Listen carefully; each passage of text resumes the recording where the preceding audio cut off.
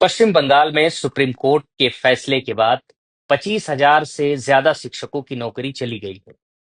इसकी वजह जो बताई जा रही है कि प्रक्रिया में जब उनकी नियुक्ति हो रही थी, तो उस समय गड़बड़ी हुई थी। अब गौर करने की बात यह है कि ये लोग कहाँ जाएंगे? सुप्रीम कोर्ट ने भी कह दिया है कि इस एग्जाम को, इस पूरी प्रक्रिया को निरस्त किया जाए। अब सवाल उठता है, कौन सही है, कौन गलत है? पॉलिटिक्स तो अपना काम कर रही है। ममता बनर्जी कह रही हैं कि मैं इनके लिए जेल चली जाऊंगी, लेकिन जब जरूरत थी, जब प्रक्रिया को सही तरीके से पालन के साथ अच्छे से एग्जाम कराया जाना था, तब तो उन्होंने कुछ किया नहीं। राहुल गांधी अब जग चुके हैं। वो राष्ट्रपति को पत्र लिख रहे हैं, कह रहे हैं कि इस मामले में आप दखल दीजिए। भारतीय जनता पार्टी की बात क्या करें? वो तो कह रहे हैं कि इन सब के लिए ममता बनर्जी दोषी हैं। ये सही होती तो ये नौबत ना आती।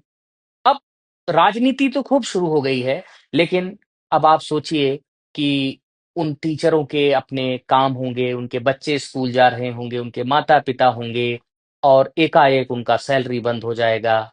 उनको फिर से तमाम दिक्कतों का सामना करना पड़ा कर उनको तमाम फिर से दिक्कतों का सामना करना पड़ेगा।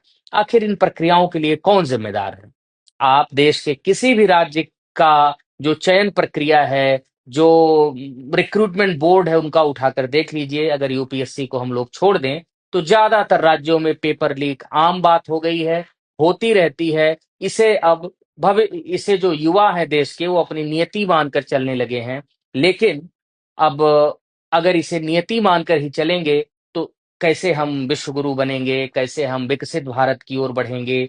इन सब मामलों के लिए क्या यूथ देश का इतना नहीं डिजर्व करता कि कम से कम हमारी ब्यूरोक्रेसी और हमारी पॉलिटिक्स मिलकर एक सुरक्षित, अच्छे ढंग से पेपर करा पाए, कॉम्पिटिटिव एग्जाम करा ले जाए?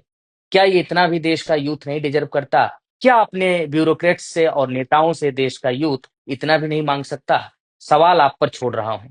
वोट देते समय हमको भी कुछ सावधानियां बरतनी चाहिए। सरकार बनाने ते वक्त हमें भी कुछ बातों का ध्यान देना चाहिए। हमें भी आंखों में आंख डालकर ब्यूरोक्रेसी से और नेताओं से सवाल पूछना चाहिए, और मुझे लगता है कि देश का युवा अब जगेगा और उनसे जरूर सवाल पूछेगा।